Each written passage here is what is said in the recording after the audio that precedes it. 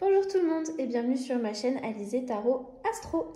On se retrouve aujourd'hui pour une vidéo de guidance pour le mois à venir, c'est-à-dire le mois d'octobre 2020, pour les personnes nées sous le signe astrologique chinois du bœuf. Donc comme dans mes précédentes vidéos, je vous rappelle encore une fois que si vous ne connaissez pas votre signe chinois, je vous invite fortement à aller vous renseigner sur internet. Je vais vous donner dans les grandes lignes les années qui concernent le signe du bœuf. Mais si vous êtes né en début d'année, vous ne serez peut-être pas dans ce signe-là. Donc vraiment, encore une fois, je vous invite à aller vérifier tout ça. Pour les personnes donc nées sous le signe du bœuf, ce sera les personnes nées en 1925, 1937, 1949, 1961, 1973, 1985, 1997 et 2009. On travaille aujourd'hui avec un tirage en 9 cartes. Il y aura 8 cartes de tarot qui seront du Lucid Dreams Beginners Tarot qui a été fait par Saint Soleil, qui est une boutique australienne sur Etsy. Et vraiment, ces jeux sont d'une très bonne qualité. La vendeuse est très gentille. Donc je vous recommande d'aller faire un tour, voir son travail. Et la 9e carte sera tirée de l'Oracle de l'Art, qui est tout beau tout neuf et qu'on étrenne ensemble pour ces vidéos d'octobre 2020. Et sur ce, c'est parti, tout simplement. Hop là, donc on va d'abord tirer les 8 cartes de tarot. Et après, on les retournera toutes. Alors, la première carte que l'on va tirer va venir représenter votre état actuel, où vous en êtes maintenant, d'accord?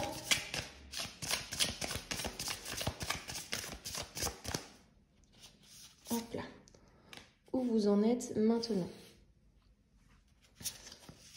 La deuxième carte va venir représenter votre thème personnel pour ce mois d'octobre. Hop là, il est là. La troisième carte, oups, il qui glisse, va venir représenter un accomplissement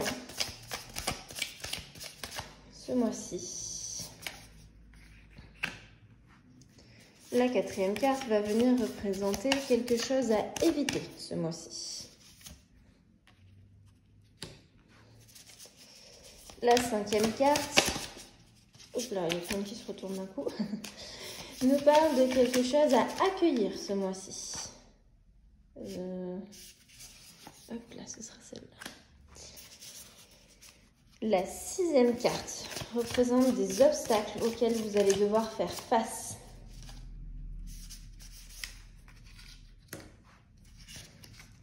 La septième carte, elle est tombée. Nous explique où vous pourrez aller chercher du support.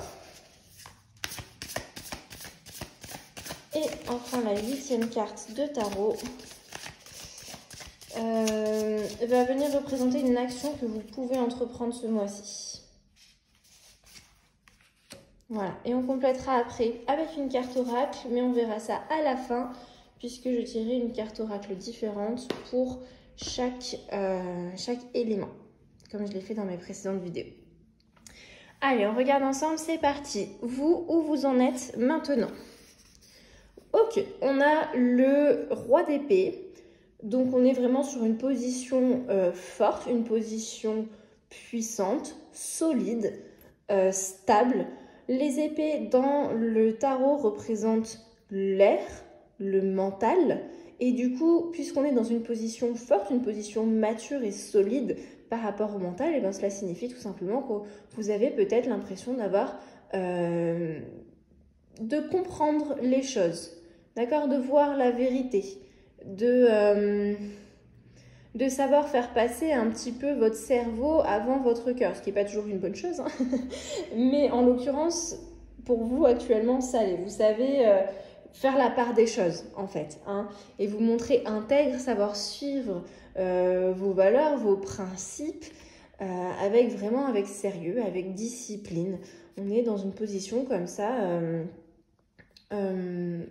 disciplinée, tout simplement, où vous ne vous laissez pas envahir par votre mental. Au contraire, il vous sert.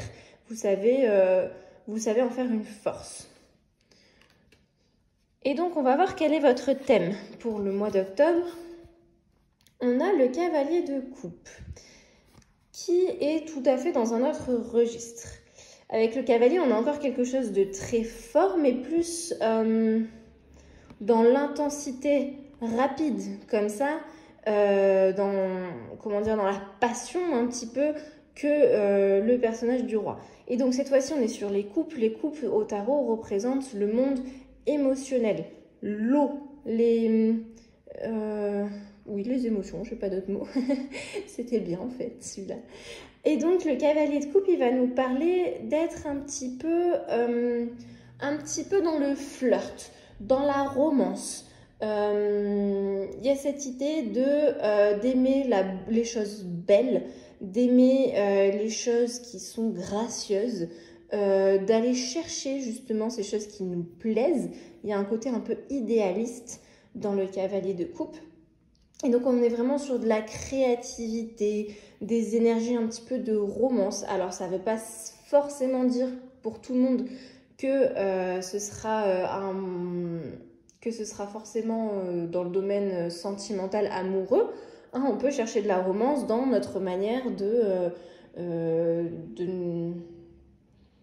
créer des nouvelles choses, par exemple. Où on peut avoir envie d'acquérir de belles choses pour son intérieur, pour la décoration, dans son travail, enfin, vouloir faire de jolies choses dans son travail. Je ne sais pas si vous voyez un petit peu ce que je veux dire, mais voilà, on est dans cet esprit un peu créatif, romantique, charmant, qui est vraiment plein à la recherche de la beauté, des choses artistiques, vraiment. Voilà votre thème pour ce mois-ci. Et du coup, on va aller voir un accomplissement pour ce mois-ci. On a le chariot. Tout simplement la carte du succès, du mouvement vers l'avant, du contrôle. Le chariot, c'est être en contrôle de sa vie, être déterminé, savoir gérer des forces opposées pour en faire une force, encore une fois, et avancer vraiment vers le succès, vers un but précis. Donc un très bel accomplissement qui s'en vient à vous ce mois d'octobre, les personnes nées sous le signe du bœuf. C'est très chouette. On va regarder ce qu'il faut éviter par contre. Hop là. Alors, on a le 9 de coupe. Alors, il est sorti à l'envers. J'analyse pas toujours forcément les cartes à l'envers, à l'endroit. Là, en l'occurrence, c'est une carte qui a quand même un aspect très positif, le 9 de coupe, et on le cherche dans les choses à éviter. Donc, j'aurais quand même plutôt tendance à l'écouter sur ce coup-là et à l'analyser à l'envers, d'accord? Et du coup, le 9 de coupe à l'envers, il vient nous parler de se sentir un petit peu en manque de quelque chose, d'accord? C'est un peu cette idée d'avarice, mais pas dans le sens où vous allez être avare et mettre tout votre sous de côté, mais c'est que on ne voit pas forcément ce qu'on a, toutes ces 9 coupes pleines devant nous, on voit que la 10e qui est vide. Bon là, elle n'est pas représentée, mais je pense que vous saisissez un petit peu l'idée. Ça vient nous parler un petit peu de pas forcément se rendre compte de tout ce qu'on a, être un petit peu déçu, alors qu'au final, il y a déjà beaucoup de belles choses, mais c'est l'idée d'en vouloir toujours plus et du coup pas forcément rendre grâce pour ce qu'on a déjà. Donc évitez de tomber là-dedans ce mois-ci. Vous avez vraiment de très belles cartes jusqu'à présent. Vous avez vraiment des belles choses qui s'en viennent à vous. Ce serait dommage de voir le verre à moitié plein, surtout qu'il n'y en a qu'un à moitié vide. Ça, c'est l'éternel optimiste en moi qui s'exprime. Ce serait dommage de voir le verre à moitié vide, excusez-moi. Parce que vous avez 9 coupes qui sont pleines et il n'y en a qu'une qui est vide. Donc franchement, c'est même plus à moitié vide là, c'est au 10e vide. Ça vaut vraiment pas le coup. Et du coup, on va aller voir quelque chose que vous pouvez accueillir par contre ce mois-ci. On a l'as de bâton, c'est parfait. Il tombe juste en bas du cavalier de coupe et pour moi, ça fait du sens puisque l'as du bâton vient nous parler de nouveaux projets. Les bâtons dans le tarot viennent nous parler du feu, de l'envie, des désirs qui nous donnent envie d'avancer et du coup on est sur des nouveaux projets, on est sur vraiment de la créativité, un potentiel illimité qui veut s'exprimer via de nouvelles opportunités. C'est une carte de croissance, de potentiel. D'accord? Elle est pleine d'énergie, d'énergie, pardon. D'énergie, bah oui, de feu, de vouloir aller de l'avant, tout simplement. Et donc ça, vous pouvez l'accueillir ce mois-ci, c'est vraiment de très bonnes choses. Et effectivement, je trouve que c'est un petit peu en lien avec votre thème global du mois. On va venir regarder maintenant les obstacles auxquels vous allez devoir faire face. Ok, on a le 7 d'épée. Donc comme je vous ai dit, les épées au tarot, ce sont le mental. Et le 7 d'épée, il vient nous parler de trahison, de déception. D'accord? L'impression que quelqu'un vous a pris quelque chose et s'en est sorti sans répercussion, en fait. Vraiment, comme si de rien n'était, comme si c'était normal, alors que vous, ça vous a fait du tort, ça vous a causé du tort, vous allez peut-être vous sentir lésé à un moment. Et du coup, ça parle d'être un petit peu... Ça parle de quelqu'un qui peut être sournois, qui peut être vraiment dans la stratégie un petit peu par rapport à son mental, un peu à l'image du serpent. Alors, il n'y a pas que cette image associée au serpent, parce que tous les animaux ont aussi des messages très positifs à apporter, mais dans l'imaginaire collectif, on associe souvent le serpent un peu à ce fait d'être sournois. C'est un petit peu ça, le 7 d'épée. Et du coup, les obstacles auxquels vous allez devoir faire face, c'est quelqu'un qui va essayer justement d'être dans une position sournoise par rapport à vous, qui va essayer de vous prendre quelque chose et de s'en sortir sans qu'il n'y ait de répercussions à son égard, et vous allez peut-être vous sentir lésé. C'est un obstacle qui va venir à vous ce mois-ci. C'est pas très étonnant dans le sens où vous allez avoir beaucoup de succès, et forcément qui dit succès dit attirer les jaloux. Donc faites bien attention à vous ce mois-ci. On va regarder du coup tout de suite où est-ce que vous allez pouvoir trouver du support par rapport à ça. Parfait. On a la grande prêtresse, qui est donc de nouveau une arcane majeure, qui retombe sous le chariot qui était aussi une arcane majeure. Et la grande prêtresse, elle vient nous parler de faire confiance à son intuition. La grande prêtresse, c'est... alors, on ne le voit pas forcément très bien, je ne sais pas si vous verrez. Elle tient un parchemin dans sa main et elle est souvent représentée avec un livre, un parchemin, parce qu'elle représente aussi le savoir. Hein, que ce soit le savoir des livres, le savoir qu'on apprend vraiment en tant qu'élève, mais aussi le savoir intérieur, l'intuition, se faire confiance, écouter sa petite voix intérieure, son subconscient, et lui faire confiance. D'accord? Et c'est là que vous allez trouver du support dans vos connaissances, qu'elles soient externes, entre guillemets, vos connaissances, ce que vous avez appris tout au long de votre vie, mais aussi vos connaissances intérieures, votre intuition. Faites-lui confiance. Je pense que peut-être vous allez ressentir vis-à-vis d'une personne qu'il y aura des intentions un petit peu mal placées. Si c'est le cas, écoutez-vous. D'accord? Et puis, si ce n'est pas le cas, si vous ne vous en êtes pas rendu compte, ce n'est pas grave. Il n'y a rien de mal à ça. Hein. Si tout le monde était capable tout le temps d'analyser les intentions des personnes, ça se saurait depuis le temps. On se serait tous sortis de situations bien inconfortables. Et voilà, vous allez peut-être vous sentir lésé. Et dans ce cas-là, tournez-vous vers votre intuition, vers votre subconscient pour aller chercher du réconfort. Vous allez peut-être y trouver des réponses. Et que ce soit des réponses pour une manière de s'en remettre, pour passer à autre chose, pour trouver des solutions, je ne sais pas. En tout cas, votre intuition va être vraiment un outil très important pour vous ce mois-ci.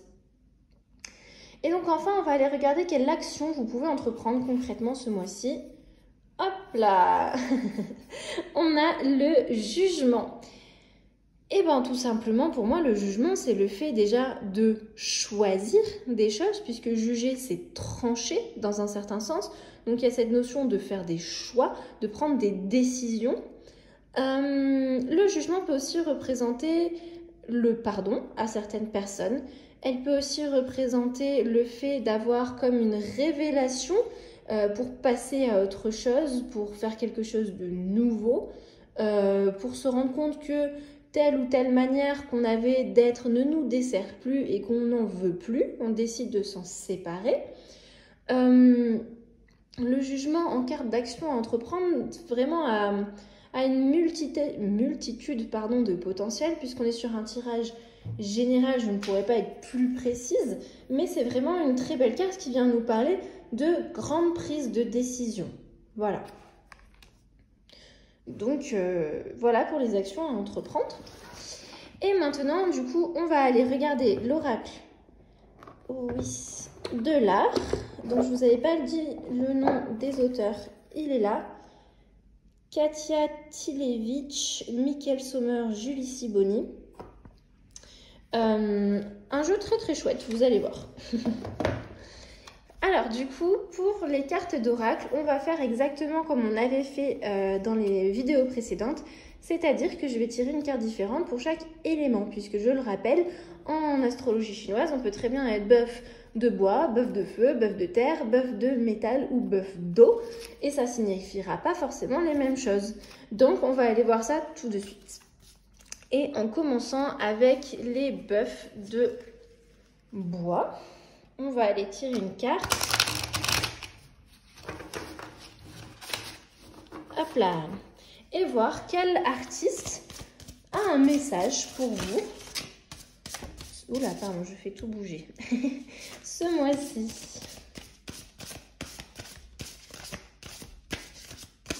Ah, il est là. Hop là. Alors, on a Diane Arbus. Alors, je ne connais pas. Je ne connais pas personnellement. Qu'est-ce qu'elle vient nous dire? Alors, sur ces cartes, on a toujours 3 aspects. La vie en général, le travail et une inspiration. Voilà. Et du coup, Diane Arbus, elle vient nous dire de manière générale de regarder en face ce que vous cherchez à éviter. D'accord. Ben, merci Diane pour ce beau conseil qui est toujours très utile, effectivement. Au niveau du travail, elle vient vous dire que pour taper dans le mille, il faut viser la marge. Voilà, je vous laisse un petit peu de temps pour réfléchir à tout ça. Et enfin, d'un point de vue de l'inspiration, elle vient vous conseiller de tendre l'oreille quand un lieu révèle ses secrets.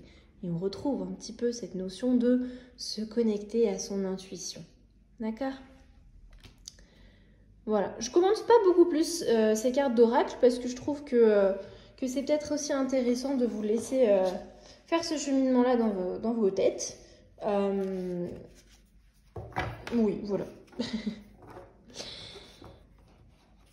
On va aller voir ensuite pour les personnes... Ah oui, pardon, excusez-moi, j'ai pas précisé. Les personnes qui sont nées sous les signes des bœufs de bois, c'est les personnes qui sont nées en 1925 ou 1985.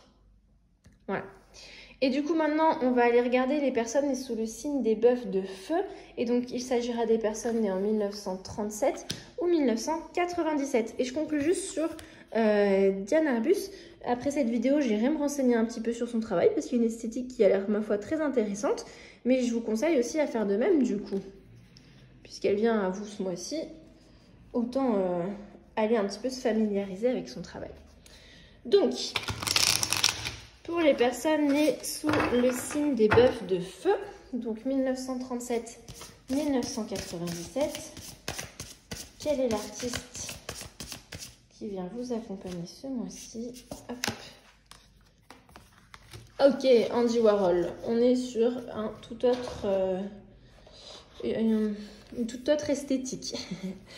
Alors, qu'est-ce qu'il vient vous dire, Andy Warhol? Il vient vous proposer de manger le dessert en entrée au niveau de la vie en général. Il vient donc vous proposer un petit peu de renverser les codes, d'oser un petit peu des choses nouvelles, hein, d'aller un peu à contre-courant de ce que la société attend de vous. Et il vient vous proposer au niveau du travail de laisser un peu de temps à vos 15 minutes, c'est-à-dire 15 minutes pour prendre du repos, pour faire une petite pause. C'est bien, si vous sentez que vous avez besoin de plus, bon, prenez plus, tout simplement. Prenez un petit peu du temps pour vous, d'accord? Et au niveau de l'inspiration, il nous dit quoi? Vouloir vaut parfois mieux qu'avoir.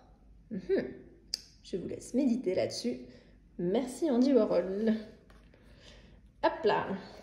On va maintenant s'intéresser aux personnes qui sont nées sous le signe des bœufs de terre. Donc il s'agit des personnes nées en 1949 ou 2009. Même si bon, les personnes nées en 2009, je ne sais pas si elles regardent cette vidéo. Elles sont un peu jeunes. Mais je le dis quand même. Hop là. Allez, les bœufs de terre. Quel artiste a un message pour vous?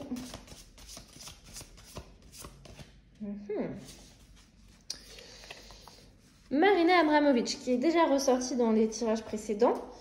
Marina Abramovic, c'est une artiste que personnellement je trouve très intéressante. Je ne sais pas si vous connaissez son travail, elle est encore en vie. Et elle fait des choses qui sont, ma foi, un peu extrêmes. Et du coup, elle vient vous proposer, d'un point de vue de la vie en général, elle vient vous demander si vous êtes sceptique, de vous soigner. Cette idée de vouloir voir les choses pour les croire, c'est pas toujours, ça vous dessert pas toujours. Et donc ça, c'est marrant parce que du coup, on retrouve l'idée de la grande prêtresse qui vient vous parler de faire confiance à votre intuition. Au niveau du travail, elle vient parler de discipline, que c'est bien d'en avoir pour soi, mais qu'il faut aussi en exiger pour autrui. D'accord? Pour moi, ça reprend cette carte-là. Ne pas savoir poser des limites aussi, hein, d'accord? Pour ne pas vous retrouver dans des situations où les gens prennent avantage de vous. Et enfin, d'un point de vue de l'inspiration, elle vient vous dire que quand un inconnu vous dévisage, elle vient vous proposer de soutenir son regard. C'est un peu une manière de... ça peut être impressionnant de regarder un inconnu dans les yeux, d'accord? Elle vient nous dire d'oser, en fait, Marina Abramovic. Et oser, ce serait un petit peu son maître mot, quand même, hein, si vous êtes au courant de son travail. On est là-dedans, hein, clairement. Voilà pour les bœufs de terre. On va venir maintenant s'intéresser aux personnes nées sous les signes du bœuf de métal, qui sont donc nées en 1961. L'année prochaine, en 2021, on retournera sur une année des bœufs de métal. Il s'agit de cycles de 60 ans. Pour les éléments et de 12 ans pour les signes. Alors, les bœufs de métal ou bœufs d'or, selon comment on veut le dire. Les deux sont acceptables. Hop là. On a Charles et Ray Eames. Je ne sais pas trop comment ça se prononce. Et je ne les connais pas, pour être tout à fait honnête. Je vais vraiment passer pour une inculte. Mais du coup, c'est cool justement. Je suis contente d'avoir acheté ce jeu. Je vais découvrir plein de nouveaux artistes. C'est trop chouette. Qu'est-ce qu'ils viennent nous dire? Ne planifiez pas vos journées, concevez-les. D'accord. Ça vient nous parler un petit peu de faire confiance à son inspiration, encore une fois, et à sa créativité, qui était déjà ressortie plusieurs fois. D'accord? Au niveau du travail, on vient vous proposer de cultiver votre sens pratique. C'est bien d'avoir un mental qui est en force, qui gère bien les choses, mais parfois il faut aussi savoir ne pas trop analyser les choses et vraiment être au niveau pratico-pratique. C'est aussi important. Et enfin, sur un point de vue de l'intuition, on vient vous proposer d'être inflexible. On ne vient pas vous proposer, on vient vous demander d'être inflexible sur votre flexibilité. J'aime beaucoup cette phrase. Soyez inflexible sur votre flexibilité. Ne soyez pas borné, ne soyez pas... ne vous enfermez pas vous-même dans des cases. Sachez faire preuve de flexibilité, sachez faire preuve de... d'adaptation et cultiver vraiment cette qualité que vous pouvez avoir. Super, merci les gars. Encore une fois, on ira voir qui vous êtes et on ira nous renseigner sur votre travail. Et donc, on va finir enfin avec les personnes nées en 1973 et elles sont nées sous le signe de l'eau.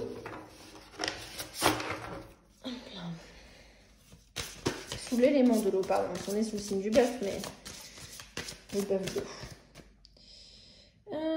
Hop. Ok, on a Vassili Kandinsky. Hop, je vous le montre. J'aime beaucoup aussi son travail personnellement, mais bon, après, ça c'est une histoire de goût. Il vient vous proposer, d'un point de vue de la vie en général, de transcender les... Ça se dit de transcender? Transcender? Ouh là là. c'est un petit peu la honte. Les systèmes pour trouver l'esprit. On vient vous demander de regarder à travers, de regarder plus loin pour pouvoir vraiment accueillir cette partie plus spirituelle. D'accord ? D'un point de vue du travail, il vous propose d'écouter de la musique avec les yeux. Très intéressant, Vassili. Vraiment, je vous laisse méditer là-dessus. Et au niveau de l'inspiration, il vient vous proposer de commencer par un point, de faire les choses un petit peu à l'envers. Comme Andy Warhol nous proposait plutôt de commencer par le dessert, on est un petit peu pareil. On commence par ce qui est fermé pour petit à petit ouvrir le champ des possibilités. Voilà qu'il y a de quoi vous inspirer, surtout qu'on va être dans ces énergies d'inspiration, de vouloir faire de belles choses ce mois-ci. Et donc c'est là-dessus que l'on va conclure cette vidéo pour le mois d'octobre 2020. J'espère qu'elle vous a plu, les personnes nées sous le signe du bœuf. N'hésitez pas à liker, à partager, soyons fous, voire même à vous abonner à ma chaîne. Mais surtout, si vous pouviez laisser un commentaire, ça me ferait beaucoup plaisir puisque je suis encore toute nouvelle sur... cette chaîne est toute nouvelle, voilà. Et du coup, tous vos retours sont vraiment les bienvenus. Et ils seront toujours les bienvenus, même quand je serai plus toute nouvelle, mais vous voyez ce que je veux dire. Donc, je vous remercie d'avoir regardé jusqu'au bout et je vous dis à une prochaine fois. Salut!